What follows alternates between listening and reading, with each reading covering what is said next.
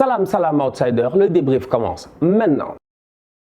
Le Paris Saint-Germain gagne aujourd'hui 4-0 face à Clermont. Je dis bien 4-0. Le fait qu'ils aient claqué 4 buts, c'est normal. C'est normal. On n'est pas étonné par rapport à cela. Le PSG a la capacité de pouvoir claquer 4 buts, 5 buts à n'importe quel adversaire normalement en Ligue 1. Cependant, là où c'est intéressant, c'est que là où il y avait un point d'interrogation par rapport à cette équipe-là depuis le début de la saison, au-delà du fait qu'on attende que Pochettino fasse jouer Messi, Neymar, Di Maria, tous ces gars-là ensemble sans aucun problème avec Mbappé, au-delà de ce fait-là, on avait des problèmes par rapport à la défense du PSG. La défense du PSG a commencé le championnat, mais elle a commencé le championnat d'une manière pas sereine, d'une manière pas du tout sereine. Elle s'est passée à travers le gardien de but, Keylor Navas, qui l'année passée était le sauveur, San Keylor. Il les a sauvés plusieurs fois, à maintes fois, en Ligue des Champions. Il a été excellent. Cette saison, il arrive et tu sens qu'il est un peu under the level. C'est normal. Il y a le poids de l'âge, mais au-delà de cela, tu as le gars qui est sur le banc. Il s'appelle comment? Donnarumma. Donnarumma a fini meilleur joueur de l'Euro. Tout court.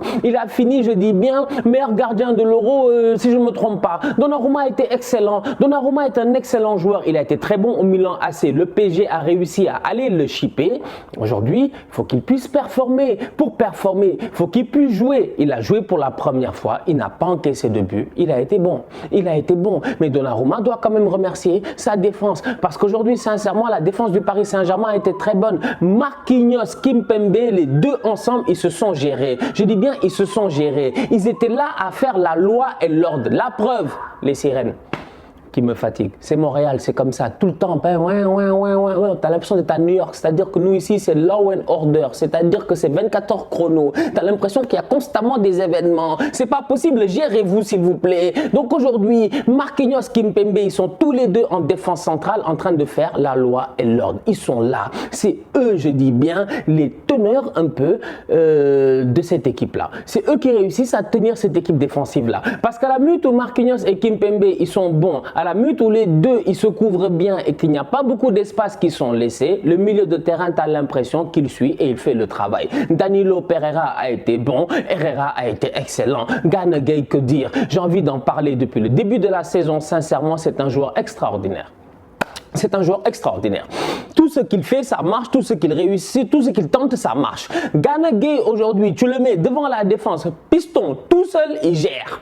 Il l'a fait depuis le début de la saison. Aujourd'hui, tu n'as pas Neymar, tu n'as pas Messi, tu as tous ces gars-là qui reviennent de la de l'Amérique du Sud et tout ça à cause des matchs de qualification de Coupe du Monde et qui est là dans cette position de numéro 10 à donner des caviars, je dis bien, à Mbappé en première mi-temps, c'est Gana Gueye. Et en plus de ça, il est récompensé de son deuxième but de la saison. On va être très sérieux. Idrissa Gana Gueye, depuis le début de la saison, il est au top de sa forme. Ça fait plaisir. Il sort de 2 matchs excellents avec l'équipe nationale du Sénégal. Le joueur est passé à un autre niveau.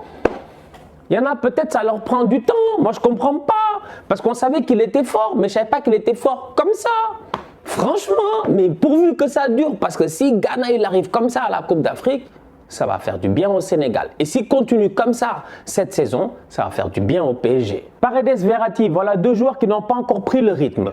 J'ai l'impression qu'ils n'ont pas encore pris vraiment le rythme. C'est 2 excellents joueurs. Paredes, il est dans la combativité. Verratti, il est dans la finesse, dans l'intelligence, dans les sorties de balles et tout. Mais c'est 2 joueurs qu'on n'a pas encore vus en ce début de championnat. Si, qui on voit? Gana Gueye, comme je viens de dire, excellent, sensationnel. Et Herrera, Herrera, la dernière fois, il claque une frappe. Herrera, il vient, il met son doublé. Toujours bien positionné. Tout le temps là pour sur le deuxième ballon.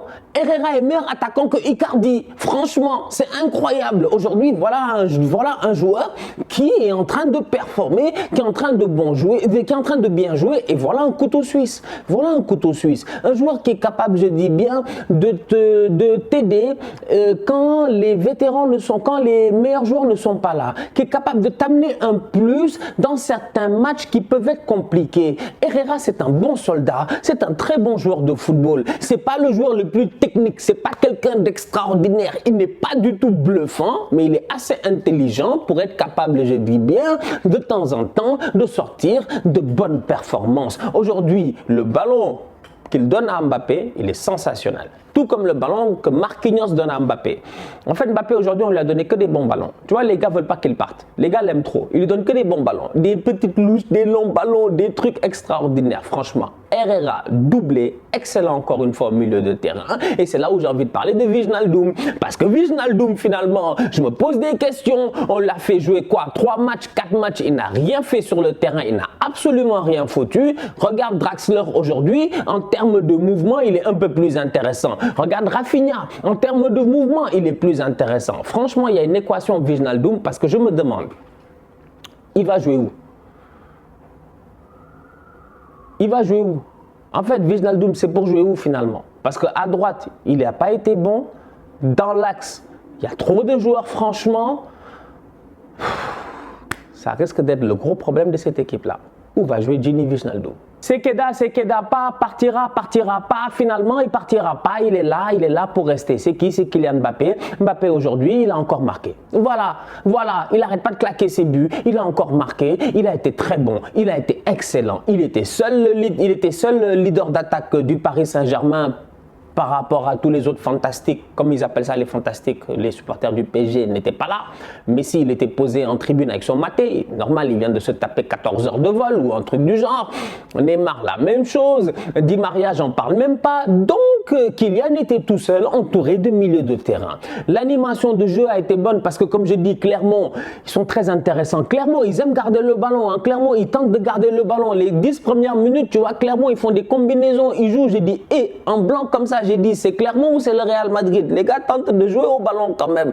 Malheureusement, pour eux, et heureusement pour le Paris Saint-Germain, cette densité-là, je dis bien, du milieu de terrain qui était là, a fait qu'à la récupération, les Parisiens étaient toujours présents. Donc du coup, tu avais un Rafinha qui était toujours là pour couvrir lorsque Achraf y montait. Donc sincèrement, on va être sérieux, malgré tous ces milieux de terrain-là, il y a 2 joueurs qui ont été excellents, je dis bien, c'est Mbappé et Achraf. Mbappé déjà, parce qu'il est très fort, il n'y a rien à dire, il est là pour rester, donc j'ai hâte de le voir cette saison. Et comme j'ai dit au début, tout le problème c'est de savoir comment Pochettino va faire jouer Mbappé, Neymar, Messi, Di Maria, tout ça. Mais Achraf, il est chiant, lui, il est dangereux. Lui, c'est un latéral. Mais respecte tes tâches de latéral. On t'a rien demandé. Lui, il monte comme un ailier. Achraf est plus fort que certains ailiers. Achraf dribble mieux que certains ailiers. Je suis désolé quand même. Achraf, faut pas me fâcher, hein, mais Vinicius Achraf en capacité d'élimination en 1 contre 1, il y a match. Sachant que Achraf centré, il sait faire que ça. Franchement, Achraf, il arrive face au latéral adverse, il le dribble.